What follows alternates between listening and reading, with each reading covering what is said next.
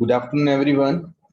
It's your English class, and today we are going to study about determiners. Half part of this chapter we studied in our previous class, and rest of part we are going to study now. So, determiners we are going to study of our grammar book. It's the first chapter. Let's study. So, dear students, in previous class we understood about determiners. So, first of all, let's revise what are the determiners. So determiners are those words which determine the nouns and which come before any noun and determine it. Those are called determiners. So basically there are six types of determiners. First is articles, second is demonstrative, third is possessive, fourth is distributive, and fifth is quantifier, and sixth is interrogative. So articles we have studied, and now we have come on the demonstrative determiners. Okay, let's study and understand. Demonstrative: this, that, these, those. So these words are called demonstrative determiners. This and these refer to persons or objects close by. This is used before singular nouns and these before plural nouns. This book contains all the information we need. These flowers are for you. So dear student, we have to understand here this, that, these and those. These are the demonstrative determiners. So this and these we use when we talk about the objects which are close by, which are very near to us. To indicate them, we need to use this and these. When we talk about any singular thing, so we should use this. But when we talk about plural things, so in that time we should use these. See this example, this book. So I am talking about one book and which is close to me. That's why I have used here this. These flowers, I'm talking about more than one flower that is near to me. That's why I have used these, right? Let's understand about that and those. That and those refer to persons or objects at a distance. That is used before singular nouns and those before plural nouns. Same as we would use this and these, same we use that and those. But which things are not near to us, which things are at a distance. For those things, we use that and those. If that is singular, so we should use that. If that is plural, so we should use those. See this example. That car belongs to my father. That car is not near, that is far. So that's why we have used that, and that is singular car. We are talking about one car. Those cars are for sale. Those cars are not near to us. They are at a distance and they are more than one. So that's why we have used here those cars, right? Come on the next page. This and that can be used before the uncountables also. So dear students, this thing also we need to remember. When things are uncountable, they are considered singular. In that case also, we can use this and that. But condition is that if things are near to us, which we should use this. If things are far from us, we should use that. Some examples are written here. Let's read these examples. This food is not fit to be eaten. That rose bush bears beautiful pink roses. So you can see that rose and food. These are like rose, bush, and food. These things are uncountable. Due to uncountable, these things are singular. Despite it, we have used this and that. So we have to understand this point. With the uncountable things, we can use this and that. right? Now, on the behalf of this understanding, we should do this exercise number 4. Fill in the blanks with this, that, these, and these or those. So in this passage, we have to fill the fill-ups with this, that, these, and those. One thing more I want to let you know that when we talk about the past, so in that condition, we need to use that or those, because past tense also indicates the things are not near to us, right? So when tense is in the past tense, so and we have to fill either this, that, these, or those. So there we will fill that and those, right? Let's read this. Cricket team from Australia is not very strong. So we'll mention here, we are talking about one cricket team. So we'll mention here, this cricket team from Australia is not very strong. It has promising players, but players lack experience. But these players lack experience, because we are talking about the players and we are talking about the present. Along with these, players are near to us, they are not far to us. They are not familiar with the pitches in country. They are not familiar with the pitches in this country. The pitches in Australia are different. Pitches are hard and bouncy. So we can mention here those pitches, because we are not, like Australia is far away from us, and we are not talking about India. So for far places meant like pitches are in Australia. So we have mentioned here those pitches are hard and bouncy. So now, dear student, 2 fill-ups are left. So these 2 fill-ups you should try to fill. Okay, and soon I will send the answer key. Then you can match your answers. Okay, with the pencil you need to fill these fill-ups. First of all, you should try to do by yourself. Then you should match the answers. Okay. Now let's talk about the possessives. My, our, yours, his, her, its, their. So these are the possessive determiners. Read the flowing passage. Mr. Iyer is a family of great artists. It is an excellent table player. His wife plays sitar. Together they have given many memorable public performances. Their daughter Tannu is learning Kathak and her guru speaks very highly of her talent. Mark my words, Mr. Iyer, he said once, your daughter will one day win great acclaim as a dancer. Their son Dhruv has written a novel which has received very encouraging reviews. Its theme is need of communal harmony in our country. The words printed in bold letters in this passage are all determiners. They are called possessives because they possess the nouns that follow them, right? So, dear student, after reading this passage, we should understand one thing, which is words are written in the bold letters. These words, these all the words are possessive determiners, because these all the words possess something, show the possession, right? So that's why we have used these words.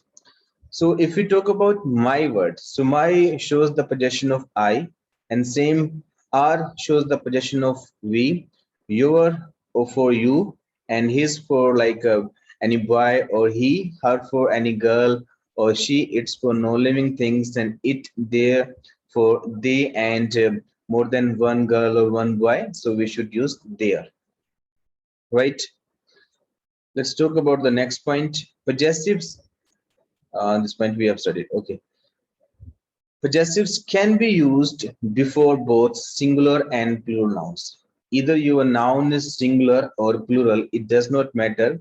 So possessives we can use with them, like my book, or we can say my books, your purse and your purses. And they can be used before the countables as well as uncountables.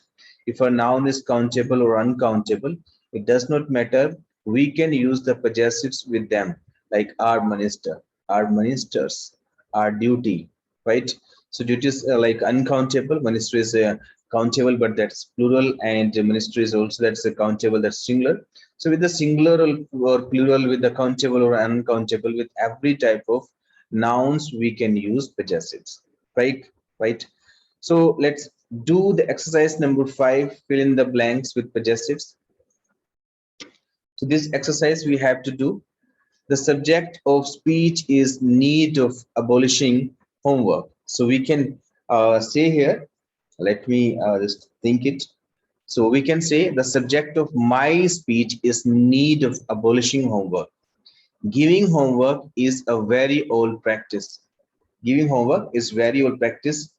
It's no, sorry, giving, but its advantages outnumber its disadvantages.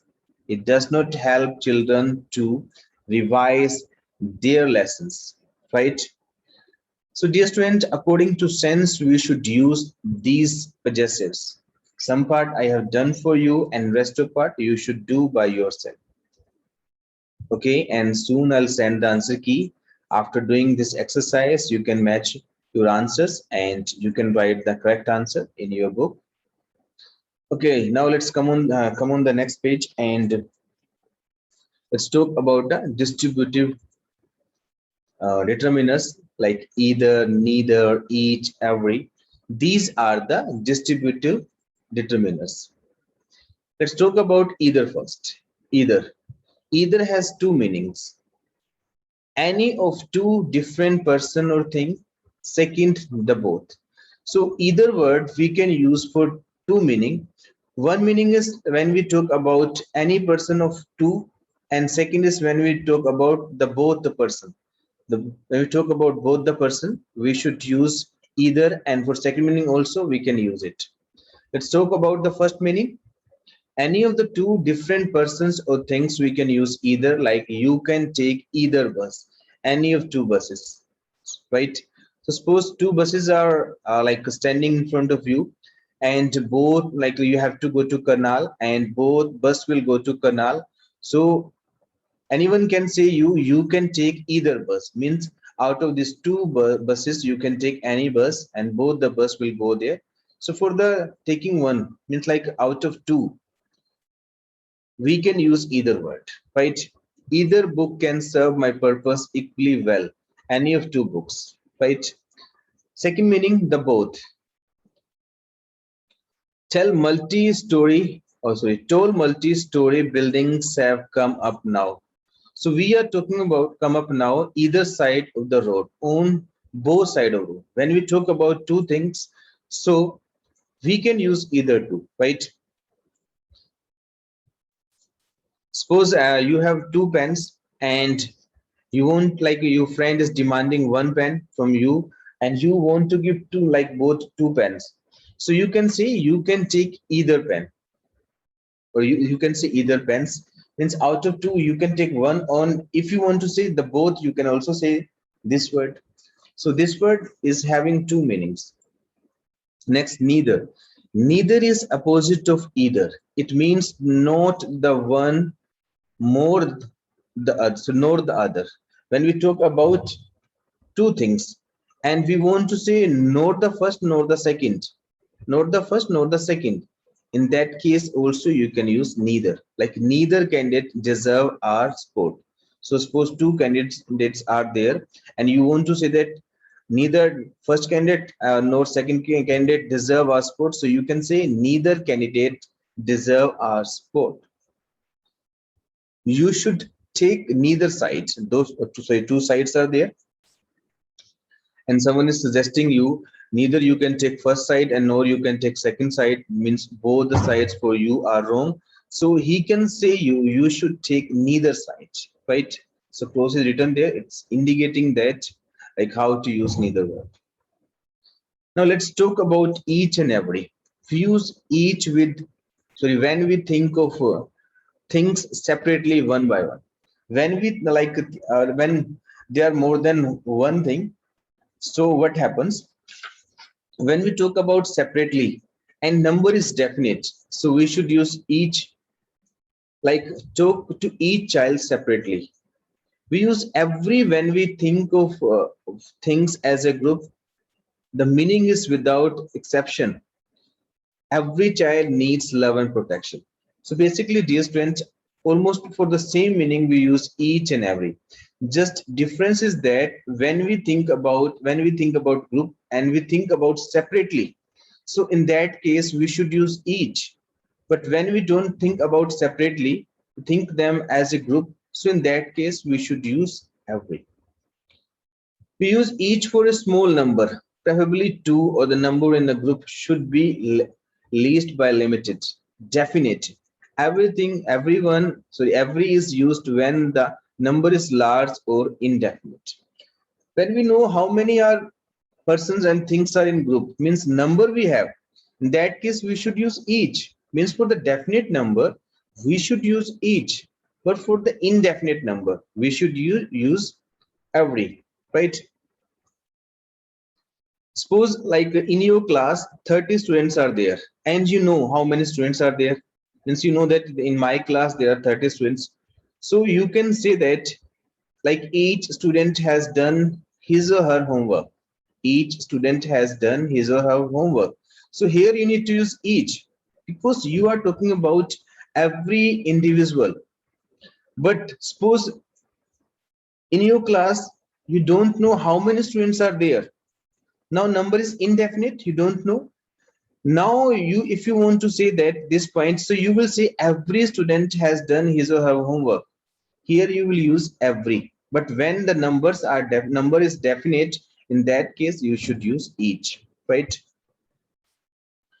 Fill in the blanks with either, neither, each, or every. In some cases, more than one choice is possible, right? Okay. Firstly, eligible adult should come to vote. So we can mention every eligible adult should come to vote because we don't know about the number. We're talking about the everyone. Member of group was given a driving test. So here we can mention either each or every. Whatever you want to mention, we can mention. If number of group we know that we should mention each, if we don't know, so we should mention every. So every we can mention here because number is not given here. Next, you can take a train or bus where it will take you 1 hour. So you can mention here, you can take a train or a bus either way. It will take you 1 hour. So we want to say that train and bus will take equal time. So whatever you want to take, so you can take. So in that case, we should use either. Next, trees have been planted on side of the road. Trees have been planted on both the side of road, both the. So both the words are not there. So we should use either. Trees have been planted on either side of the road, right? So 4 I have done for you and rest of you should do by yourself. Okay. Now let's talk about the quantifiers. Quantifiers are which tells the quantity. Some, any, much, many, several, a lot of, etc. So these words are called quantifier.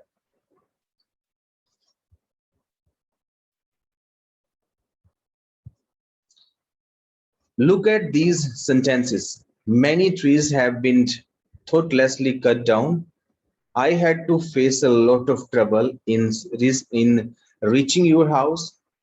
Some medicines have serious side effects. Have you read any new novels recently? He takes no interest in his business. Our success is the result of much planning.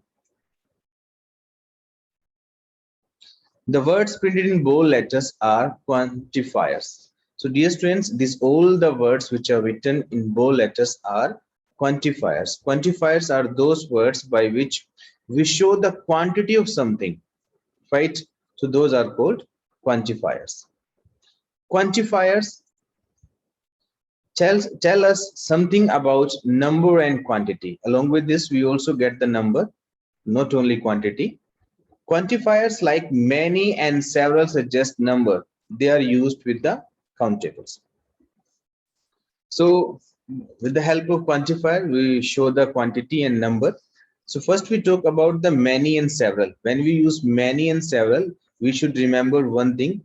When we talk about a large number of things, so we should use many or several words. But remember this, we should use these words with the plural countable nouns, like many pens. You can't write here many pen.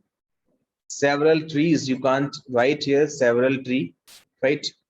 Next, quantifiers like much and little suggest quantity.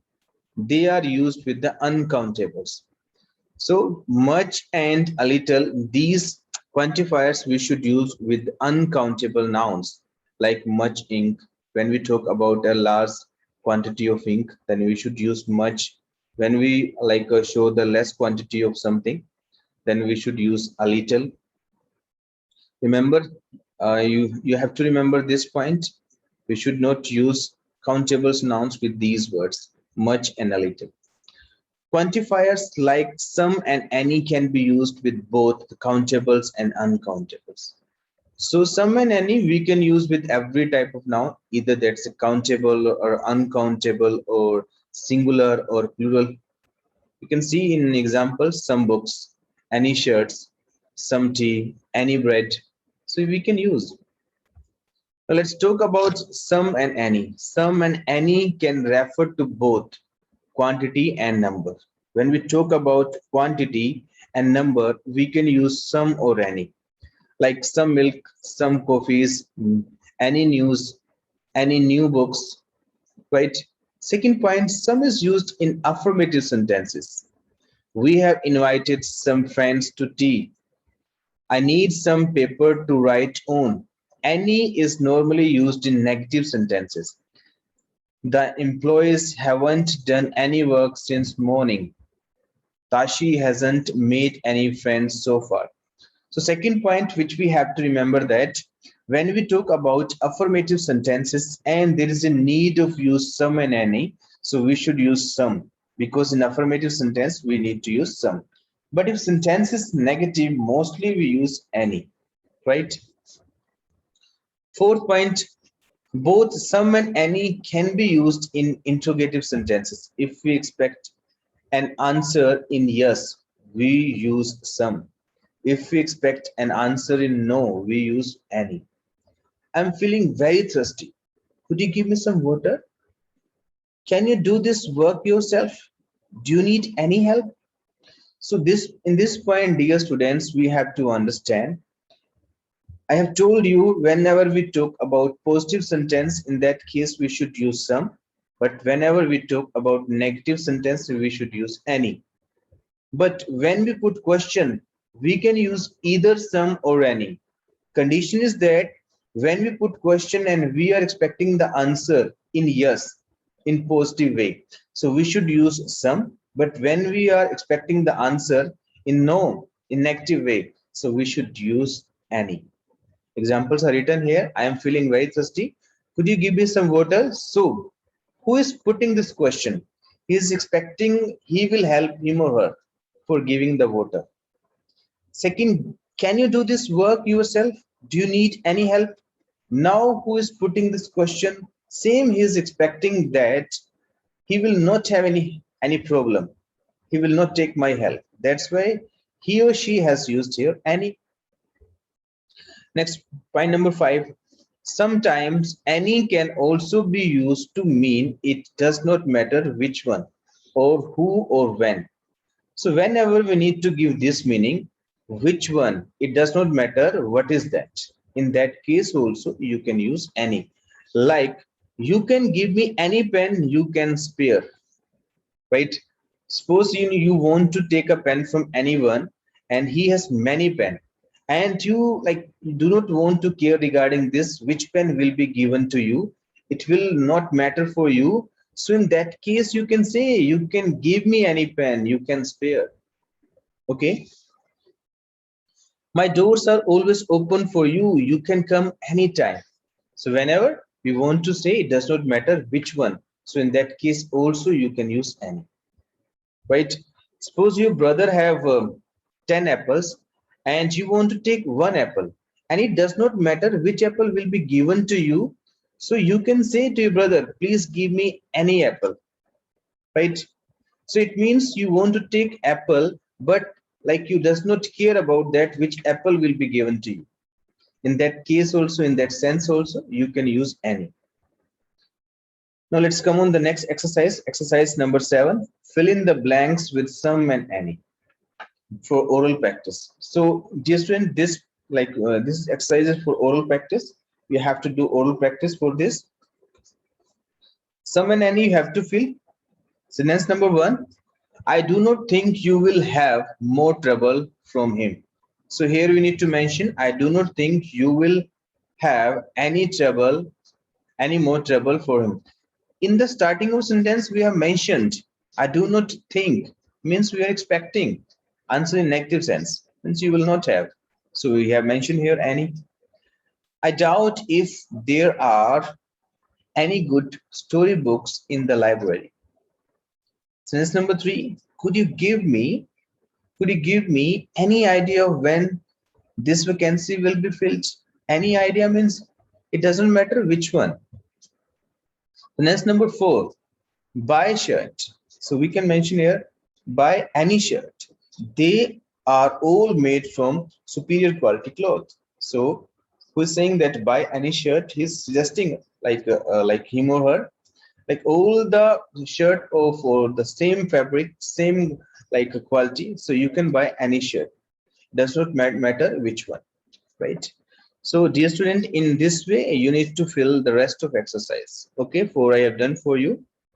Now let's talk about much and many. Much is used before uncountables, a large quantity. When we talk about a large quantity and things will be uncountable, in that case we should use much, right? Much labor, much joy. Many is used before the countables in the plural number, a large number of. When we talk for the last number of, in that case we should use many. And second thing, we should remember that after many, plural countable noun will come, like many students, many artists, right? So in this way, we have to use much and many. Let's talk about little, a little, the little, few, a few, and the few. Little, a little, the little denote quantity and are used before uncountables. Few and a few and the few denotes number and are used before countables in plural number, right? So dear student, little and a little and the little, these are for uncountable nouns, and few, a few, and the few, these are for plural countable nouns. So let's talk about what are the differences between little, a little, and the little. Little, not much, hardly any. It is used almost in negative sense. So whenever you put the negative sense and you want to say that thing is almost not, hardly any, in that case you can use little. Like there was little support for the strike, hardly any. A little, at least some, though not much. When we talk about something which is very less, but that is something is there, in that case we should use a little. Like we still have a little money with us, we can buy a decent dinner. The little, the little means the whole quantity, though very little. The little rice that the shopkeeper offered me was of an inferior quality. And thing is very little, but complete thing we are talking about. So in that case, we can use the little. Now with some more examples, I want to make you understand what are the difference between little, the a little, and the little. Little we need to use for the negative meaning, and a little we need to use for the positive meaning. When thing is very little, thing is very less, in that case we need to use little and a little. And the little we talk about when thing is very less, but about the whole thing if we talk, in that case we should use the little, right? Suppose your friend comes to you and he says to you, please give me 1000 rupees. please give me 1000 rupees. And if you want to say negative sentence and you want to say I have very less money, then you should use little. But if you say positive sentence and you want to say I have very less money, then you should use a little. So if you say I can't help you because I have little money, so here you have to use little because negative sense you are giving. But if you say yes, I can help you, but I have little money, so a little money. So a little money is showing that you have something, at least some, and little shows that hardly any, right? So in this way you can use. Let's talk about few, a few, and the few. So few same we need to use for not many, almost none, and a few some at least, though not many, and the few all of them though very few. Right, and suppose like same friend comes to you and he has come to you for getting your help, and he demands you 1000 rupees, and you say that I can help you, means you are giving the response in positive way. I can help you, but I have a few rupees. Means rupees you have very less in number, but still you have, and positively you are talking those, then you can say a few. But if you say I can't help you because I have a few rupees, I have few rupees, then you need to use few, right? When we talk about the whole amount, the whole number, then in that case we should use the few, right? Now on the behalf of this understanding, dear students, you have to do exercise number 8. Fill in the blanks with much, many, little, a little, the little, few, a few, and the few. Okay, let's do that. I do not have problem in locating your house. Sorry, I did not have problem in locating your house. So what can be the right answer here?